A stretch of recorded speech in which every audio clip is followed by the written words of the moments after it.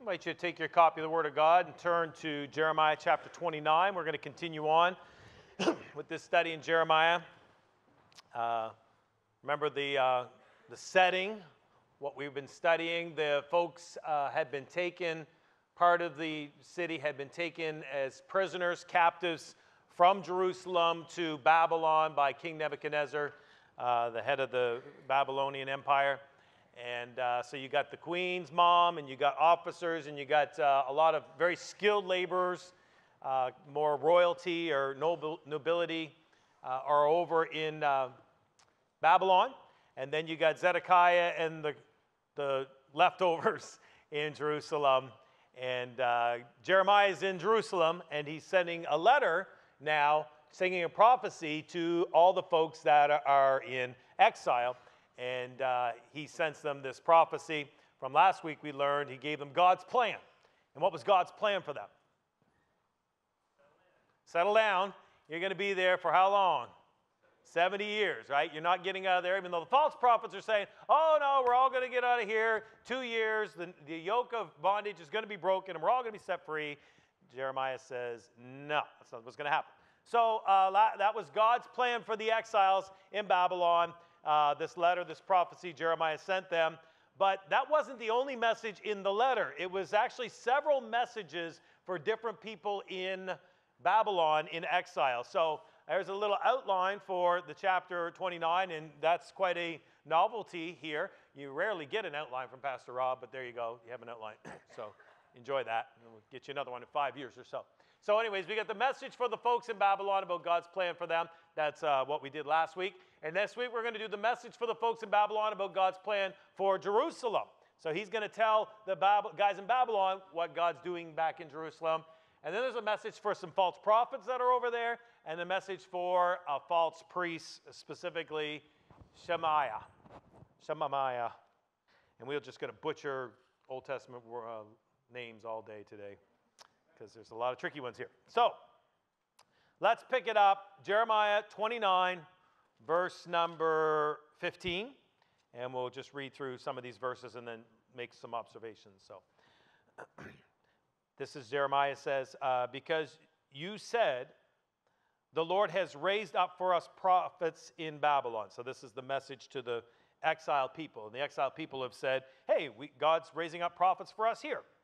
Thus says the Lord concerning the king on the throne of David, and concerning all the people who dwell in this city of Jerusalem, your brothers who did not go with you into exile. Thus says the Lord of hosts, behold, I am sending upon them the sword, famine, and pestilence. I will make them like split open figs that cannot be eaten due to rottenness. I will pursue them with the sword and with famine and with pestilence. I will make them a terror to all the nations of the earth, to be a curse and a horror and a hissing and a reproach among all the nations where I've driven them out, because they have not listened to my words, declared the Lord, which I sent them again and again by my servant prophets, but you did not listen, declares the Lord. You therefore hear the word of the Lord, all you exiles whom I've sent away from Jerusalem to Babylon. So, what we're seeing here in chapter 29 is the same problem that Jeremiah and the nation is having in Jerusalem is the same problem the folks in Babylon are having,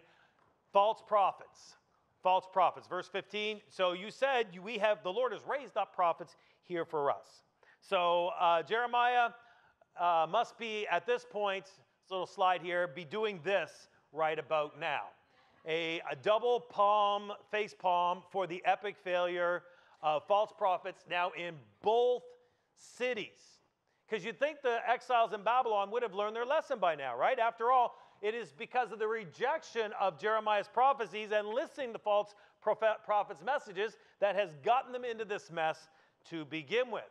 But to their defense, now they're all the way over in Babylon, and Jeremiah's all the way over in Jerusalem, and, maybe they don't have any cell service, there's no internet, the emails aren't going through, right? So they don't know what Jeremiah is saying anymore. And, maybe these guys in Babylon, maybe they're real prophets, eh? Maybe this is a fresh revelation from the Lord. That's why this letter from Jeremiah is so important. That's why them getting chapter 29 is so essential.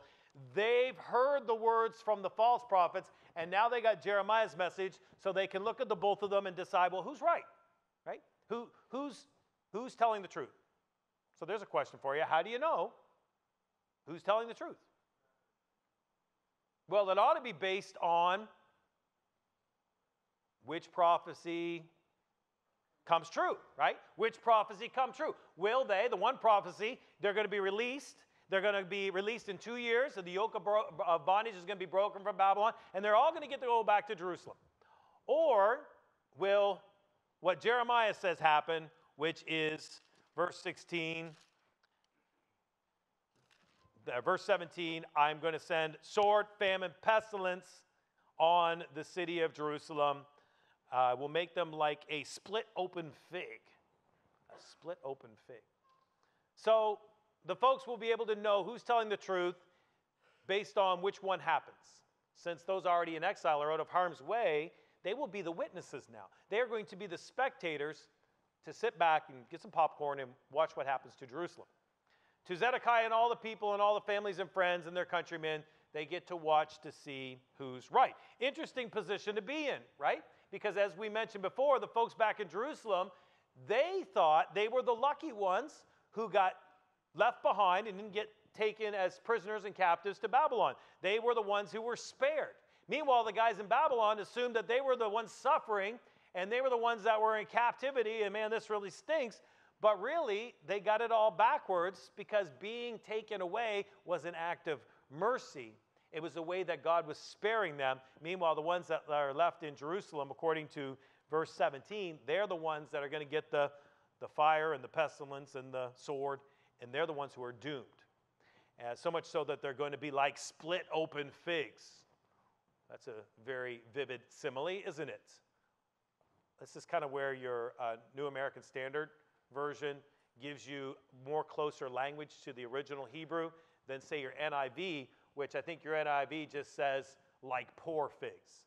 And just not as picturesque as split open figs. Why? Do you have a fig tree? Do you know what a split open fig looks like? I don't have any. I got tomatoes, I think. They're growing. Maybe one or two. Anyways, so what is a split open fig like? Well, I don't know anything about figs, so I had to read up on this. Figs apparently are very sensitive, and they can burst open on the tree before they are harvested, or even before they've been ripened, if they have been over-pollinated, and they can also burst open on the tree if they've received too much water.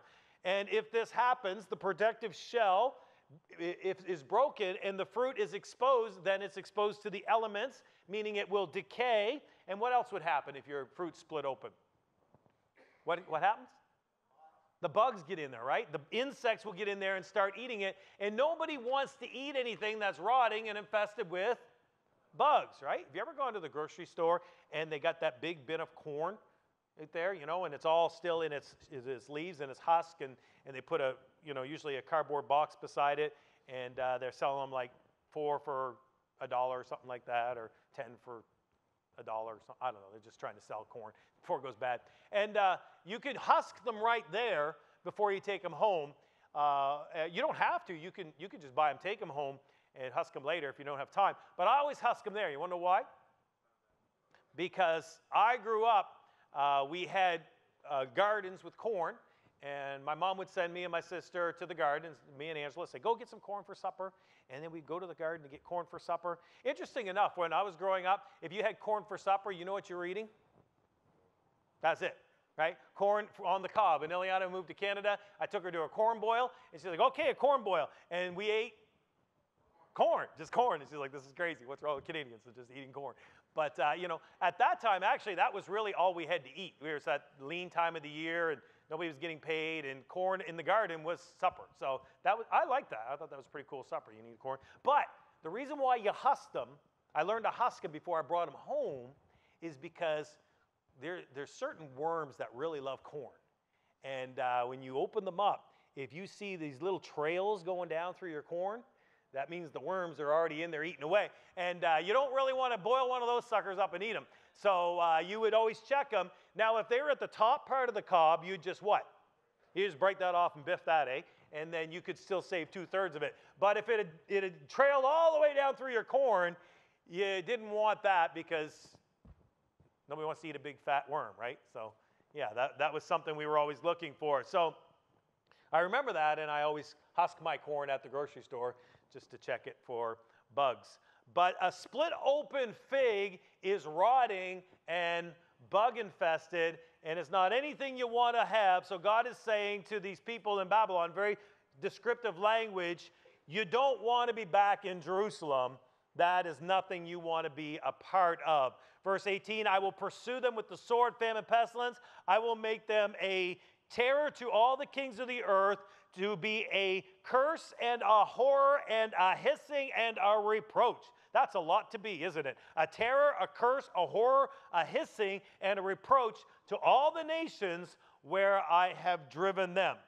Now that expression, a horror and a hissing, that is a reoccurring description Jeremiah keeps using. God keeps saying, I'm making them a terror and a hissing. When other kingdoms and other nations are talking about Jerusalem, they're going to say, did you hear what happened to Jerusalem? It was brutal. It was really bad. Oh, you want to hear a story about the worst thing that can happen to you? Wait till I tell you about Jerusalem. Ooh, not good. It's going to serve as an example to all the nations. I don't normally quote Attila the Hun, but I thought this was a perfect quote for this sermon. It says, Attila, the great theologian Daniel, says, everybody has a value even to serve as a bad example. Everyone has a value even if it's to serve as a bad example.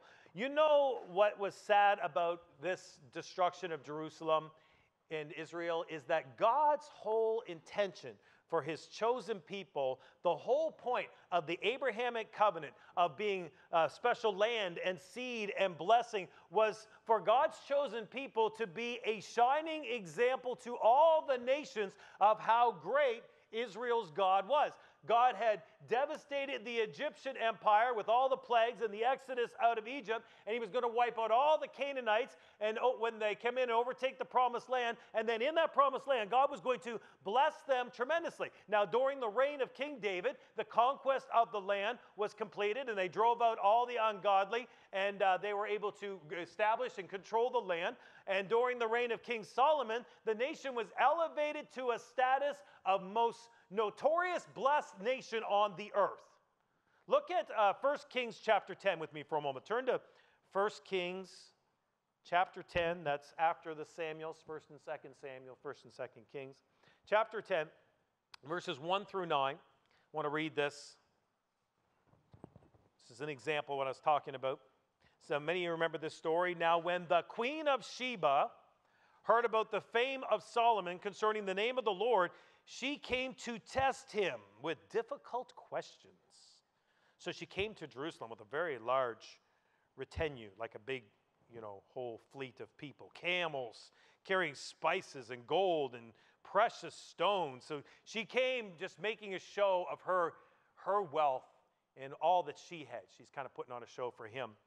And spoke with him all that was in her heart and all these hard questions. And Solomon answered her questions, and nothing was hidden from the king, which he did not explain to her. And when the queen of Sheba perceived all the wisdom of Solomon and the house that he had built and the food on his table and the setting of his servants and the attendance of his waiters and the attire and his cupbearer and his stairway which went up to the house of the Lord. Imagine that in your stairway is even impressive. Wow, that's quite a stairway. His stairway going up to the house of the Lord.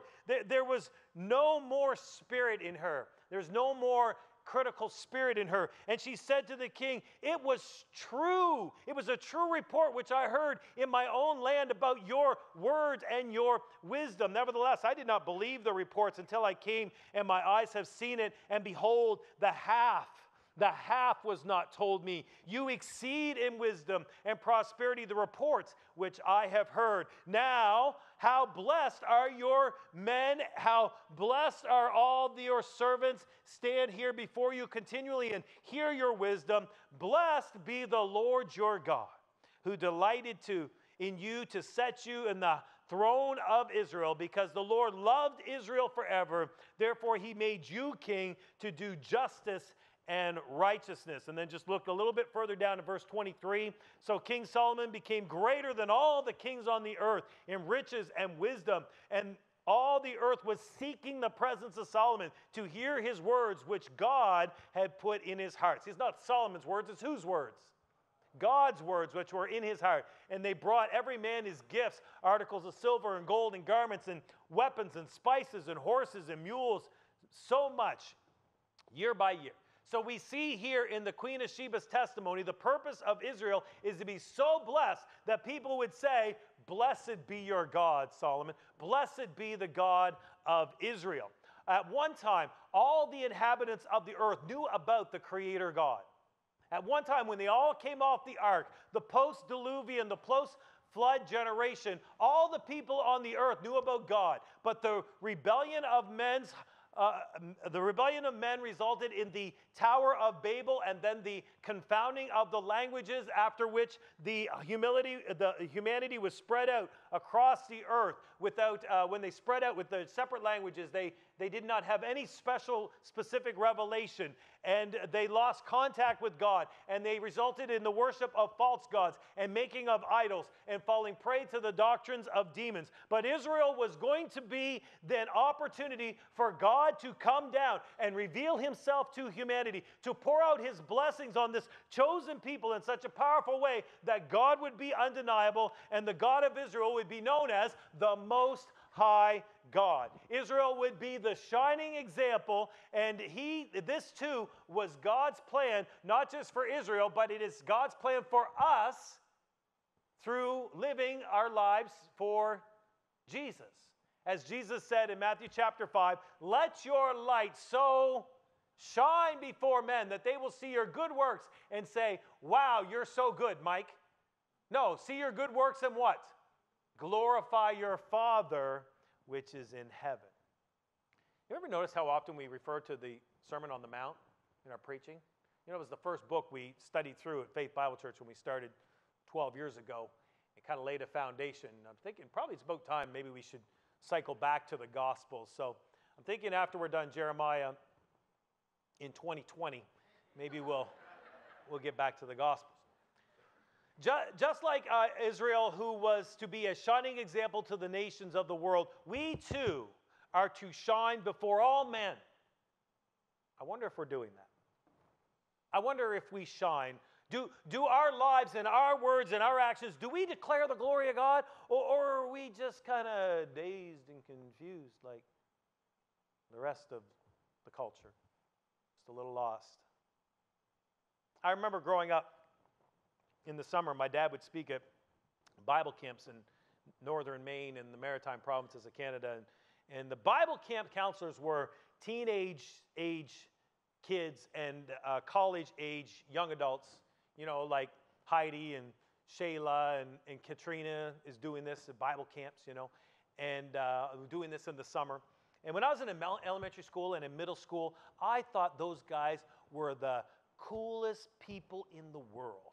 Those camp counselors, right? You know, just they get to hang out at camp all summer long and swim and play games and be crazy and do skits. And, you know, we'd go to camp and they'd beat us around and, you know, make us all hot and sweaty and all running around, and then just all this fun that we would do. And then we would do these, campfires, and we would sing praises, and they would teach us about God, and we have devotionals times in our cabins. And, you know, I just thought that was the coolest thing. And I still even remember the names of my Bible camp counselors, even though they were just with these guys for like a week. I can remember so well that Earl Myers and Derek Bartlett and Jeff Smith, these guys were camp counselors of mine that I had. And those are some of my most favorite times, a week at Bible camp. So some of you younger folks, you high school age students, you college age students, you're thinking, you know, I'm not sure what I should be doing with my life. I don't know what I can be doing. Well, I'm telling you right now, you can make a huge impact on kids, on the next generation for Jesus. Awana leaders and Sunday school teachers and kids church workers and CEF is amazing missionary opportunities. Working with Mike with the youth group. You know, I'm very thankful that Hannah and Carolyn are doing that sister project thing again this this summer, you know, taking their summer and putting it out into these young girls to influence them to know God and move closer to her. I think that is just a great opportunity to shine. And you might be sitting there thinking, what can I do? I'm not good at anything. And I'm telling you right now, the younger ones think you're awesome. You might not think you're cool. The younger ones think you're awesome. Here's a true story for you. When I was growing up, one of my best friends, Danny Appleby, we played high school ball together, and Danny had 3 little brothers. He had David, who was like 2 years younger than us, and then he had Philip and Benji. I don't know how, they were like 6, 7 years younger or something like that. And I'd go over to Dan's, you know, pick him up at the house, and then I would kind of, you know, just be me and kind of barge into these little guys' rooms, and I'd throw them around on their bed, and I'd frig with their Teenage Mutant Ninja Turtles, and, you know, I'd kind of, you know, beat on them, you know, this is good big brother, you know, rough them up kind of stuff. And then I'd blow out, and we'd go off and run around the county. And when I grew up, I became a pastor, and Philip was in Bible college, and so I brought him in as an intern to work with me over the summer, just like Daniel Jones is doing with us this summer. And Philip was a great basketball player, just like Daniel's a great basketball player, same thing. So anyways, we'd play ball and everything, and we would talk about old times. And this was back when I could move fast, and I was in my 20s. That doesn't happen anymore. But he said to me, we were talking, he says, you know, Benji and I thought you and Danny were the coolest people in the world. We wanted to be just like you guys. And I said, man, we were just a bunch of knobs running around the county acting like idiots. He said, yeah, but you guys are awesome. And that's why we all get into basketball. And that's why I was like, wow, you're really good, because I was never that good. But yeah, they said, we just wanted to be like you guys. So back when I was in high school, I really thought I was a nobody, and I felt very insecure and not sure, pretty sure I wasn't good at anything. And yet these little guys thought I was the coolest guy in the world. So my point is, there's always someone looking up to you. Someone who thinks you're cool. Someone that you can influence. Show them it's cool to be a follower of Jesus. Use your influence in your friendship and your life to bless them and bless the Lord for them. And that's, you know, all this whole coaching stuff I've been doing all these years, playing basketball and playing soccer. It's just a way for me to connect with people and make relationships and then show them how to do good and live for Jesus. Well, Greg, he's asking for Sunday school people to come into Sunday school and assist and be part-time in the rooms, you know, and I think that I'm expecting a bunch of you to say, you know what, it's for the kids and it's for Jesus. I can shine in that way. You know, and Dave's looking for Awana workers, and you could, you know, it's for the kids and it's for Jesus. I could do that. And Karen's always looking for CEF workers, you know, and it's for the kids and it's for Jesus. I could do that, right? But if you can't be a good example, sometimes you serve as a barren example. A terror and a hissing. I don't know about you, but I've seen enough bad examples to last me a lifetime.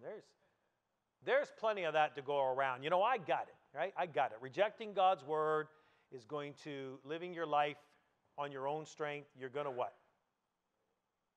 You're going to flame out, right? You're going to ruin yourself. Haven't we got that figured out yet? Does anyone agree with me?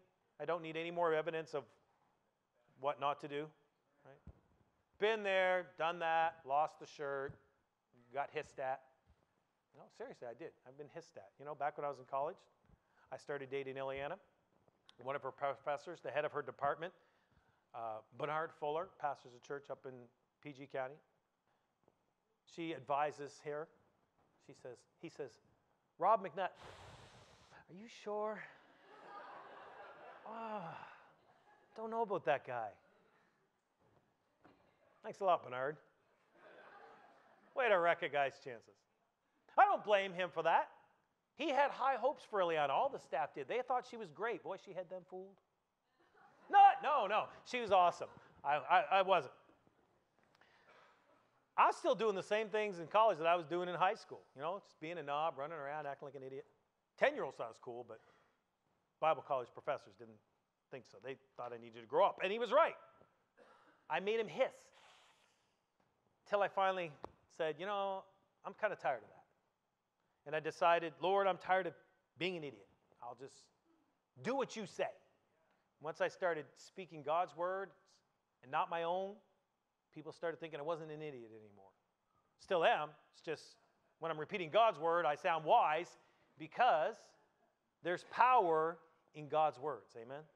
There's power in the name of Jesus. There's blessings if you stay on God's path. And that's what I wanted. And that's why I do this, because I want the blessings. Let's see what it would be like to be blessed by God, to see God bless your physical body and restore your health and heal your diseases, to see God bless your businesses and your resources so that they would prosper bountifully, to see God bless our relationships so that we could have love and peace and unity in our homes with the people that we vowed to love and honor and cherish, to see God bless our ministries so that we could reap a harvest of souls and souls saved and lives changed and chains broken. All of these celebrities and stars, they're all claiming to be living this glamorous life, but they all end up what? In rehab. They end up in divorce, end up bankrupt. They end up arrested. They're false prophets of humanism. They're false prophets of the gods of self, but they're just living in sandcastles that wash away when the storms of life come, whereas we are built upon the rock of our salvation. Isaiah said in chapter 25, therefore a strong people will glorify you, cities of ruthless people will revere you, for you have been a defense for the helpless, a defense for the needy in his distress, a refuge from the storm, and a shade from the heat. If Jesus is the foundation that your life is built upon, it will result in God's presence of being the roof, the shelter, the covering, the defense, the refuge, the shade over us, his protection, and his blessings.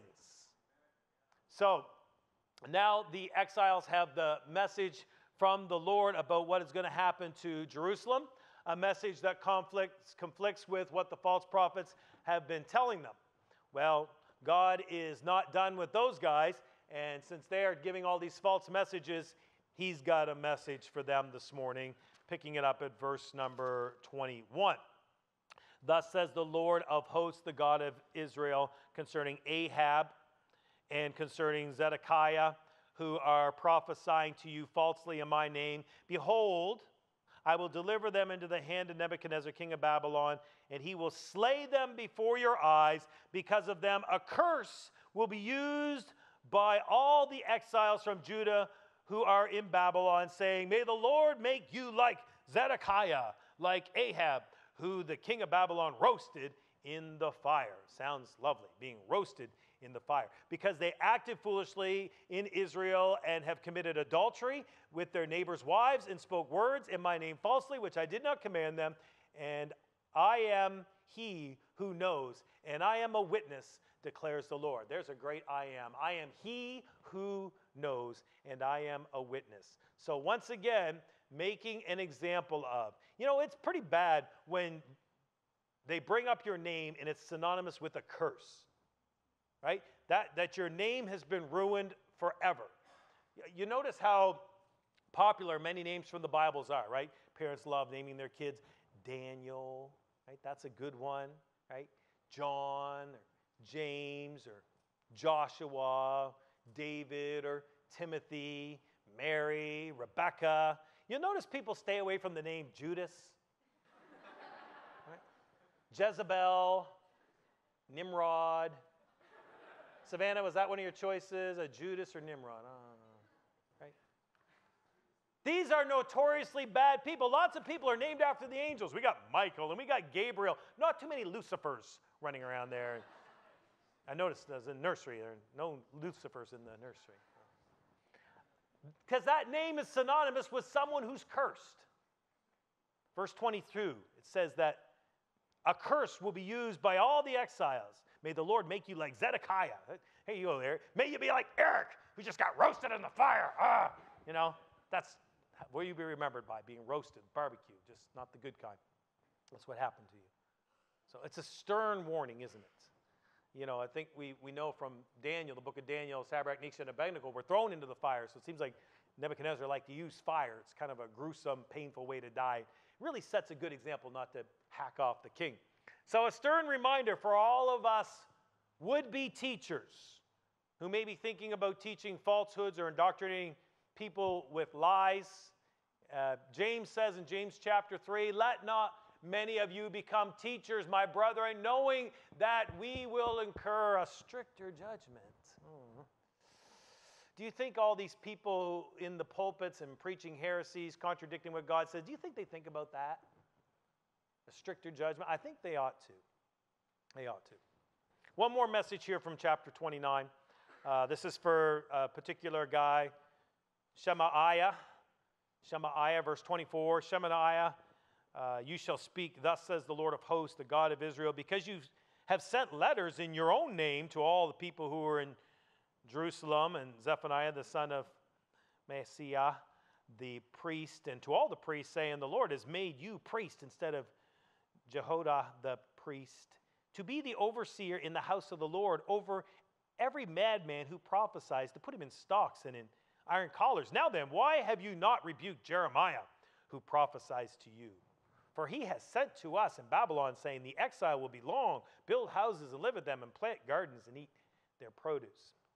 Okay, so what's going on here is Shemaiah declares himself to be priest. He says, the Lord has anointed me. Obviously, that's a lie, right? And then he gives an order based on his own authority, which he just granted to himself. He decrees to all the people back in Jerusalem, he says, you should put any madman acting like a priest in stocks and neck irons.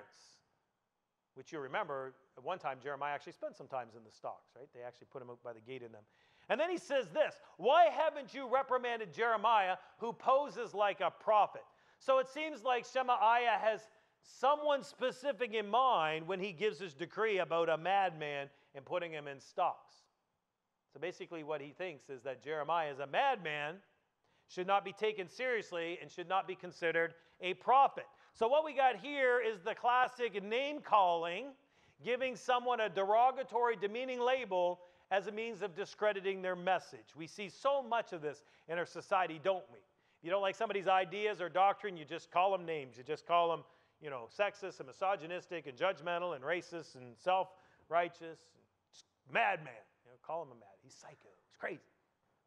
Jesus got called names, didn't he? They called him a drunkard and a glutton. So name calling seems to be a pretty good strategy to discredit someone you don't want people to listen to. It's really quite amazing when you consider the fact that Jeremiah has been prophesying since the days of King Josiah. He's been a prophet now in Jerusalem for decades. He's been doing this for a while. And most importantly, not just that he's been doing it for a while, is that he's been right. He keeps getting it right. Jeremiah has a history of truth on his side. What does Shemaiah have on his side?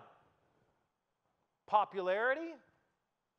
People would feel like Shemaiah. They hate Jeremiah's message, the whole message about we're going to be staying here for 70 years, plant a garden, build a house, you're not coming home. They don't like that. Doesn't matter if it's true or right. They don't like it. Verse 28, the message there Jeremiah gave, they didn't want to accept those plans. They're upset about it, and they want Jeremiah arrested.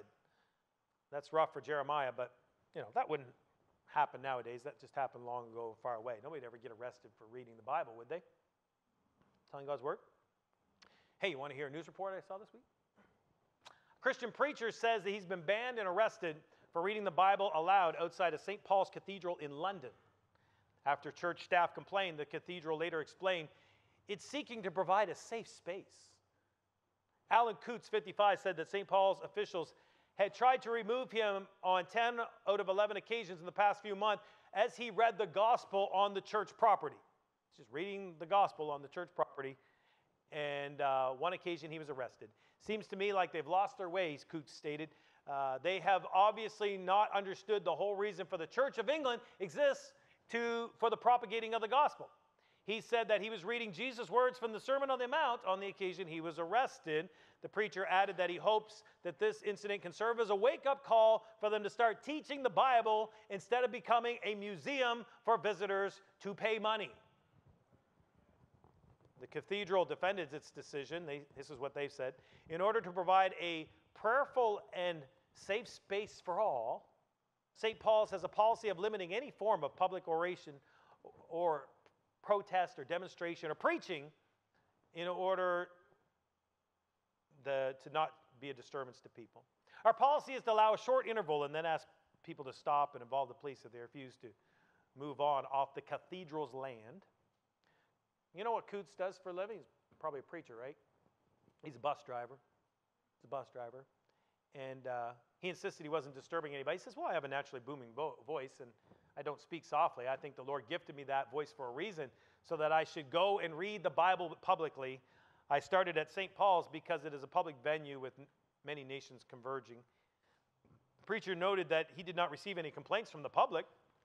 So Barbara Funds, a religious freedom group in the UK, or Barabbas Fund, a religious freedom group in the UK was defending Coots, and Martin Parsons, the head of that research, warned that the nation is losing its religious freedom heritage. One of the first, listen to this is history. One of the first aspects of freedom of religion to be established in England was the freedom to read the Bible publicly. That was one of their first rights as individuals, to read the Bible publicly. A royal decree specifically forbade clergy from stopping anyone from reading the Bible in public. Now the St. Paul's Cathedral is trying to stop somebody from reading on the Sermon on the Mount in public. Why would the clergy stop people from reading the Bible in public? Why would they do that? Because they're false prophets. And if you don't know the Bible and they're telling you what God said, then they can control you. But when you have the Bible and you have it in your own language, that was the whole fight, eh? The whole fight to get this thing translated in other people's languages so that you could have it, so that you could have a copy and you could read for yourself what God said, and then you could compare it to whoever is standing in the pulpit to say, did God really say that? Or is the guy just making up stuff, right? And you could read it and say, wow, he really did say that. But they want to ban it. They want to shut down the reading of it publicly. The Sunday Times noted that St. Paul's has now agreed to let them read for half an hour each week. Oh, that's good. They can read a half an hour each week. Can you imagine a church arresting someone for reading the Bible on their property because they want to provide a safe space? I think the church needs to be more interested in providing a place where folks can get saved, not feel safe. Here's what preaching is supposed to be. It's supposed to comfort the afflicted and afflict the comfortable. That's what preaching is supposed to do. You shouldn't feel safe if you're going to hell. You need to be warned. When the fire alarm goes off in your house, it's such a loud, offensive noise. It's so obnoxious it wakes you up out of your sleep. It won't let you concentrate. It disrupts you while you're trying to watch some Netflix. You just can't relax while the fire alarm's going off. And that's a good thing, isn't it? Because if the house is on fire, you shouldn't be relaxing in it, should you? No, you got to get out of there. If the house is on fire, you're not safe, so there's no sense in trying to feel safe. It's time to wake up and get into a safe place. Well, that's what Jeremiah has to do, and that's what we have to do. We have to let people know they're not safe staying in their sin. It's not safe to ignore the facts or deny the truth. It's the very opposite of faith. It's the very opposite of safe, and telling people otherwise is damning them. Feeling safe and being safe is not the same thing. Which one should be our concern? Verse number 29, Zephaniah the priest read the letter to Jeremiah the prophet. This is the one coming back from Shemaiah. And it came the word of the Lord, Jeremiah, saying, send to all the exiles, saying, thus says the Lord concerning Shemaiah, because Shemaiah has prophesied to you, although I did not send him, and he was made you to trust in a lie. Therefore, thus says the Lord, behold, I'm about to punish Shemaiah and all his descendants. He will not have anyone living among the people. He will not see the good that I am about to bring to my people. So here's a guy in exile, and God's promised them some good for their descendants, but guess what? This guy's descendants aren't getting it because he what? He preached rebellion against the Lord. So as we can see here, even though these people are exiled in Babylon, they still haven't learned their lesson. These false prophets, their self-proclaimed priests, are going to destroy themselves because they reject God's word. There's no saving them, and they are the example of what not to do. So hopefully we can learn from their bad example, and instead of committing ourselves to that stupid way, we could commit ourselves to truth. As Jesus prayed to God the Father for all of his followers in John chapter 17, sanctify them in truth. Your word is true. May we be in the word, know the truth, sanctified every day through our commitment to knowing it and to obeying his word. Let's bow in prayer. Dear Lord Jesus, we thank you so much for your words. May we learn from these bad examples, and may we in turn our lives over to being obedient and faithful to your word, to be changing our lives to act in accordance to all that you've shown us and declared to us. And Lord, we just pray that you'll help us to be a good example to needy people out there, a good example to those who haven't heard your message yet, who are still struggling in the darkness to try to find what is true, that we could show it in how we live and what we do and what we declare. Lord, give us that strength every day to do that, we pray. In Jesus' name, amen.